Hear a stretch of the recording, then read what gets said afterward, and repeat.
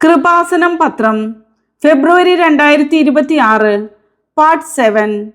ഇതിൽ ഉൾപ്പെടുത്തിയിട്ടുള്ള സാക്ഷ്യങ്ങളുടെ video കാണുന്നതിനുള്ള link ഡിസ്ക്രിപ്ഷനിൽ കൊടുത്തിട്ടുണ്ട്. തൃശ്ശൂരിൽ നിന്നുള്ള ബിനിയ സന്തോഷിന്റെ സാക്ഷ്യം.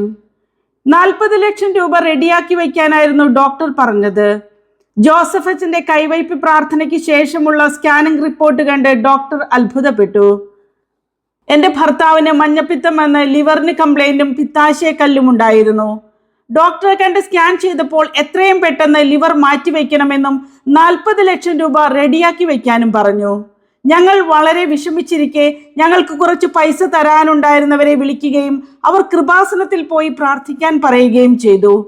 ഞങ്ങൾ കൃപാസനത്തിൽ വന്ന് ഉടമ്പടി എടുത്ത് ബഹുമാനപ്പെട്ട ജോസഫ് അച്ഛനെ കണ്ടു. അച്ഛൻ സൈത്ത് പൂശി പ്രാർത്ഥിച്ചു. വെഞ്ചരിച്ച നേർച്ച വസ്തുക്കൾ വിശ്വാസത്തോടെ ഉപയോഗിച്ചു. വീണ്ടും ഒരു ദിവസം വേദന വന്ന് ഡോക്ടറെ കണ്ട് സ്കാൻ ചെയ്തപ്പോൾ പിത്താശയത്തിലെ കല്ലും കാണുന്നില്ല, ലിവറിന്റെ അസുഖവും കുറഞ്ഞിരിക്കുന്നു. ഇതെങ്ങനെ സംഭവിച്ചു എന്ന് ഡോക്ടർ അത്ഭുതപ്പെട്ട് ചോദിച്ചു. ഞാൻ മാതാവിന്റെ അനുഗ്രഹം കൊണ്ടാണെന്ന് പറഞ്ഞു. കൂടാതെ വിദേശത്ത് MBAക്ക് പഠിച്ചിരുന്ന മകന്റെ പാസ്പോർട്ടും സർട്ടിഫിക്കറ്റുകളുമെല്ലാം കളവ് പോയി. മകൻ ഒന്നും ചെയ്യാനാകാതെ വിഷമിച്ച അവസ്ഥയിൽ മകന്റെ ഫോട്ടോ കൊടുത്ത് ബഹുമാനപ്പെട്ട ജോസഫ് അച്ഛനെ കണ്ട് പ്രാർത്ഥിച്ചതിന്റെ ഫലമായി ഒരു വ്യക്തി വഴി നാട്ടിലേക്ക് പോരുന്നതിനുള്ള കാര്യങ്ങൾ ശരിയായി കിട്ടി. ഇടുക്കി കുമളിയിൽ നിന്നുള്ള സന്തോഷ് ജോസഫിന്റെ സാക്ഷ്യം. ജോസഫ് അച്ഛൻ കൂളായി ചിരിച്ചുകൊണ്ട് പറഞ്ഞു ധൈര്യമായി പോയിക്കോളാൻ, ജാമ്യം കിട്ടുമെന്ന്. ഗുരുതരമായ വ്യാജ കേസിൽ നിന്നും അത്ഭുതകരമായി ജാമ്യം ലഭിച്ചു. ഞങ്ങൾ ഒരു വീട് വാടകയ്ക്ക് കൊടുത്തിട്ടുണ്ടായിരുന്നു. പക്ഷെ അവിടെ താമസിച്ചിരുന്നവരുടെ പ്രവൃത്തികളെ കുറിച്ച് പലരും കംപ്ലൈന്റ് പറഞ്ഞപ്പോൾ ആ വീട് ഒഴിഞ്ഞു തരാൻ ആവശ്യപ്പെട്ടെങ്കിലും അവർ കൂട്ടാക്കിയില്ല. ഞാൻ പോലീസിന്റെ സഹായത്തോടെ അവരെ അവിടെ നിന്ന് ഒഴിപ്പിച്ചു. അതിനുശേഷം എനിക്ക് ഒരു പരിചയവുമില്ലാത്ത ഒരു യുവതിയെ ഞാൻ ഉപദ്രവിച്ചുവെന്നും ജാതിപ്പേര് വിളിച്ച് അപമാനിച്ചുവെന്നും പറഞ്ഞ് എൻ്റെ പേരിൽ ഒരു വ്യാജ കേസ് ഫയൽ ചെയ്തു. പോലീസ് അന്വേഷണം ആരംഭിച്ചു. മുൻകൂർ ജാമ്യം പോലും ലഭിക്കില്ല എന്ന് പറഞ്ഞു. ഞങ്ങൾ കൃപാസനത്തിൽ വന്ന് ഉടമ്പടി എടുത്ത് ബഹുമാനപ്പെട്ട ജോസഫ് അച്ഛനെ കണ്ടു. അച്ഛൻ പ്രാർത്ഥിച്ചിട്ട് കൂളായി ചിരിച്ചുകൊണ്ട് പറഞ്ഞു ധൈര്യമായി പോയിക്കോ, ജാമ്യം കിട്ടുമെന്ന്.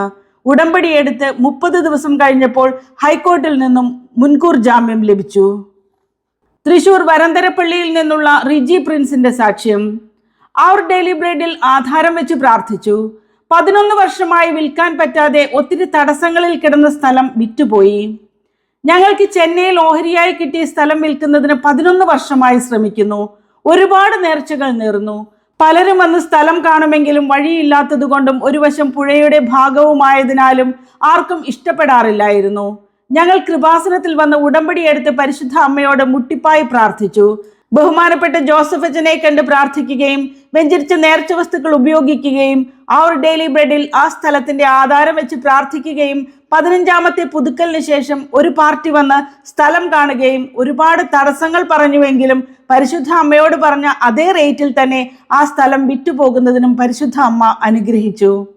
കൂടാതെ 6 വർഷമായി സ്ട്രോക്ക് വന്ന് തളർന്നുപോയ ഭർത്താവിന് ഉടമ്പടി നേർച്ച വസ്തുക്കൾ ഉപയോഗിച്ചതിന്റെ ഫലമായി എഴുന്നേറ്റ് നടക്കാൻ സാധിച്ചു. കോട്ടയം വാഴൂരിൽ നിന്നുള്ള അനിലിന്റെ സാക്ഷ്യം. കടുത്ത മദ്യപാനം, കുമ്പസാരിച്ചിട്ട് 18 വർഷം, ആരെയും കൂസാത്ത 39 വർഷങ്ങൾ. വീട്ടുമുറ്റത്തെത്തി എടാ അനിലേ എന്ന് വിളിച്ച് മാതാവ് എന്നെ വിശുദ്ധീകരണത്തിന്റെ സാക്ഷിയാക്കി. ഒരു ഹെവി ട്രെയിലർ ഡ്രൈവറായിരുന്ന എൻ്റെ കാലിൽ ജാക്കി വീണതിനെ തുടർന്ന് കാലിലെ മുറിവ് പഴുത്ത് നീര് വയ്ക്കുകയും അതോടൊപ്പം ഷുഗറും പ്രഷറും കൂടി കാൽ മുറിക്കണമെന്ന് ഡോക്ടർ പറഞ്ഞു. കടുത്ത മദ്യപാനത്തിനടിമയായി ഞാൻ പോലീസ് സ്റ്റേഷനിൽ പോലും കിടക്കേണ്ടി വന്നു. സഹോദരങ്ങളുമായി എനിക്ക് യാതൊരു അടുപ്പവുമില്ലായിരുന്നു. കുമ്പസാരിച്ചിട്ട് 18 വർഷമായി.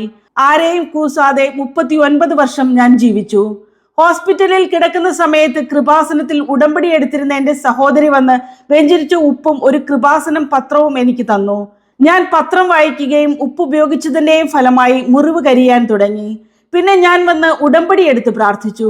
അതിനുശേഷം നീലാങ്കി ധരിച്ച മാതാവ് എൻ്റെ മുറ്റത്ത് വന്ന് എടാ അനിലേ എന്ന് വിളിക്കുന്നതായി ഞാൻ സ്വപ്നത്തിൽ കണ്ടു. ഇന്ന് ഞാനൊരു ആത്മീയ മനുഷ്യനായി ജീവിക്കുന്നു. തൊടുപുഴ വെള്ളിയാമറ്റത്ത് നിന്നുള്ള ജിൻസി ജോസഫിന്റെ സാക്ഷ്യം. ഒത്തിരി കുരുക്കുകൾ അഴിച്ച് 8 വർഷം പഴക്കമുള്ള PSC ലിസ്റ്റിൽ നിന്നും ഉടമ്പടി വഴി എനിക്ക് സർക്കാർ ജോലി കിട്ടി. ഞാൻ 2010 BTech പാസ്സായതാണ്. അന്നു മുതൽ ടീച്ചിങ് മേഖലയിൽ ഒരു ജോലി കിട്ടണമെന്ന് ആഗ്രഹിച്ചിരുന്നു. അങ്ങനെ തൊടുപുഴയ്ക്കടുത്ത് ഒരു ഗവൺമെന്റ് പോളിടെക്നിക്കിൽ താൽക്കാലിക അടിസ്ഥാനത്തിൽ ജോലിക്ക് കയറി. ജോലിക്ക് കയറിയപ്പോഴാണ് മനസ്സിലാകുന്നത് കേരളത്തിൽ തന്നെ ആ പോളിടെക്നിക്കിൽ മാത്രമേ ഞാൻ പഠിച്ച ബ്രാഞ്ച് ഉള്ളൂ എന്ന്. ഞാൻ പഠിച്ച കോളേജിൽ തന്നെ ഒരു ജോലി കിട്ടിക്കഴിഞ്ഞാൽ എൻ്റെ വീടിനടുത്ത് തന്നെ സ്ഥിരമായി എനിക്ക് ജോലി ലഭിക്കും. 2 വേക്കൻസി മാത്രമേ ഉള്ളൂ. ഞാൻ ടെസ്റ്റ് എഴുതി റാങ്ക് ലിസ്റ്റ് വന്നപ്പോൾ എനിക്ക് 6ാം റാങ്ക്. ലിസ്റ്റിൽ 6 പേരുണ്ട്. ഞാൻ കൃപാസനത്തിൽ വന്ന ഉടമ്പടി എടുത്ത് ജോലി ലഭിക്കുന്നതിന് വേണ്ടി നിയോഗം വെച്ചു. ഞാൻ പ്രത്യക്ഷീകരണ പ്രാർത്ഥന ചൊല്ലി പ്രാർത്ഥിച്ചു കൊണ്ടിരുന്നു. ബഹുമാനപ്പെട്ട ജോസഫ് അച്ഛനെ കണ്ട് പ്രാർത്ഥിച്ചു. അങ്ങനെ 8 വർഷം പഴക്കമുള്ള PSC ലിസ്റ്റിൽ നിന്നും എനിക്കൊരു ഗവൺമെന്റ് ജോലി ലഭിച്ചു. തോപ്പുംപടിയിൽ നിന്നുള്ള മൈക്കിൾ ജോയിയുടെ സാക്ഷ്യം. ഉടമ്പടിയുടെ ഉടനടി ദൈവാനുഭവങ്ങൾ എൻ്റെ ജീവിതത്തിൽ ഞാൻ അനുഭവിച്ചറിഞ്ഞു. ഒരു കൃപാസനം പത്രം ലഭിച്ചതിലൂടെയാണ് എൻ്റെ ജീവിത നിലപാടുകൾക്ക് ഒരു മാറ്റം വന്നത്. ഞാൻ 2011 മുതൽ വീടിൻ്റെ മുകളിൽ 2ാം നില എടുക്കുന്നതിന് വേണ്ടി ശ്രമിക്കുന്നു. പക്ഷെ എപ്പോഴും തടസ്സങ്ങളായിരുന്നു. 2024 ഞാൻ കൃപാസനത്തിൽ വന്ന് ഉടമ്പടി എടുത്ത് നിയോഗം വെച്ച് പ്രാർത്ഥിച്ചതിന്റെ ഫലമായി 2 മാസത്തിനുള്ളിൽ എല്ലാ സൗകര്യങ്ങളോടും കൂടി നല്ലൊരു ഭവനം പണിയുന്നതിന് പരിശുദ്ധ അമ്മ അനുഗ്രഹിച്ചു. കൂടാതെ എനിക്കൊരു പഴയ കാർ വാങ്ങിക്കാൻ സാധിക്കണമെന്ന് നിയോഗം വെച്ചു. 90 ദിവസത്തിനുള്ളിൽ ഞാൻ ഒരു പുതിയ കാർ വാങ്ങിയെങ്കിലും ഓടിക്കാൻ ഭയമായിരുന്നു. പരിശുദ്ധ അമ്മയോട് പ്രാർത്ഥിച്ചതിന്റെ ഫലമായി ഭയം മാറി കാർ ഓടിക്കാൻ സാധിച്ചു. കണ്ണൂരിൽ നിന്നുള്ള മേരി മരിയയുടെ സാക്ഷ്യം. കെട്ടിടത്തിൽ നിന്ന് വീണ് ഓപ്പറേഷൻ പറഞ്ഞ ഭർത്താവിന് ജോസഫ് അച്ഛന്റെ കൈവയ്പ് പ്രാർത്ഥന വഴി 1 മണിക്കൂറിനുള്ളിലാണ് സൗഖ്യം കിട്ടിയത്.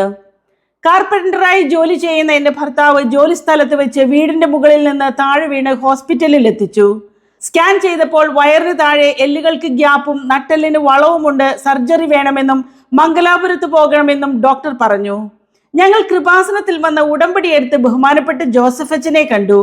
വേദന കൊണ്ട് മുട്ടുകുത്താൻ പോലും ആകാത്ത ഭർത്താവ് അച്ഛന്റെ കൈവയ്പ് പ്രാർത്ഥനയ്ക്ക് ശേഷം ഞങ്ങൾ തിരികെ പോരുന്നതിന് റെയിൽവേ സ്റ്റേഷനിൽ നിൽക്കുന്ന സമയത്ത് ഞങ്ങളുടെ ആന്റി ക്ഷീണിതയായി ബോധം കിട്ടു.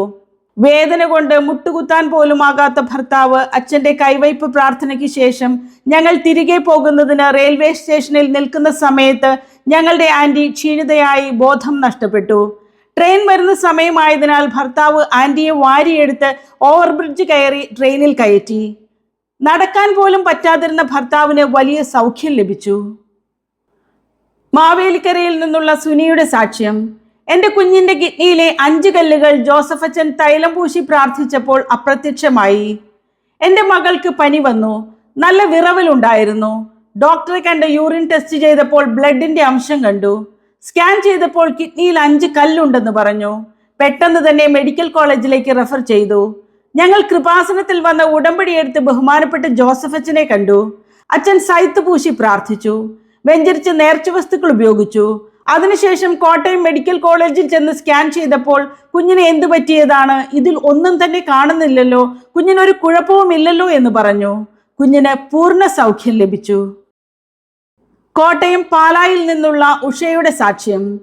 അപകടത്തിലെ ഗുരുതര പരിക്ക് മൂലം മരിച്ചു പോകുമെന്ന് പറഞ്ഞ ജീവിത പങ്കാളി രക്ഷപ്പെട്ടത് ഉടമ്പടി വഴി. എൻ്റെ ഭർത്താവ് ജോലി കഴിഞ്ഞ് മടങ്ങുന്ന വഴിക്ക് സ്കൂട്ടറിൽ ഒരു കാർ വന്നിടിച്ച് തെറിച്ചു വീണു. തല പിളർന്നു. മുഖത്തിന്റെ ഒരു സൈഡ് പറഞ്ഞുപോയി. ഹോസ്പിറ്റലിൽ പ്രവേശിച്ചപ്പോൾ രക്ഷപ്പെടാൻ സാധ്യത കുറവാണ്, മേജർ ഓപ്പറേഷൻ വേണമെന്ന് ഡോക്ടർ പറഞ്ഞു. പെട്ടെന്ന് തന്നെ സർജറി ചെയ്തു. 40 സ്റ്റിച്ച് ഉണ്ടായിരുന്നു. കൃപാസനത്തിൽ വന്ന് ഉടമ്പടി എടുത്തിരുന്ന ഞാൻ ഉടമ്പടി കാശുരൂപം വെച്ച് മാതാവെ ജീവനോട് തിരിച്ചു തരണം, ഞങ്ങൾക്ക് ആരുമില്ല എന്ന് കരഞ്ഞപേക്ഷിച്ചു. വെഞ്ചരിച്ച് നേർച്ച വസ്തുക്കൾ ഉപയോഗിച്ചു. അതിന്റെ ഫലമായി ഭർത്താവിനെ മരണത്തിൽ നിന്ന് പരിശുദ്ധ അമ്മ ഞങ്ങൾക്ക് ജീവനോടെ നൽകി. കൂടാതെ ഒരു ഭവനമില്ലാതെ വാടക വീട്ടിലാണ് ഞങ്ങൾ താമസിച്ചിരുന്നത്. എൻ്റെ അമ്മയും സ്ട്രോക്ക് വന്ന് തളർന്ന് കിടക്കുകയായിരുന്നു. ഒരു കട്ടിലിൽ ഭർത്താവും 4 മാസത്തോളം കിടന്നു. ഞാൻ കൃപാസനത്തിൽ വന്ന് പരിശുദ്ധ അമ്മയോട് ഞാൻ എന്ത് ചെയ്യും അമ്മേ എന്ന് കരഞ്ഞു ചോദിച്ചു. അതിനുശേഷം എനിക്കൊരു ടീച്ചറിന്റെ വീട്ടിൽ സഹായിക്കാനായി ഒരു ജോലി ലഭിക്കുകയും അവർ വഴി വീടിന്റെ പണി ആരംഭിക്കാനും ആ വീട്ടിലേക്ക് താമസം മാറാനും പരിശുദ്ധ അമ്മ അനുഗ്രഹിച്ചു.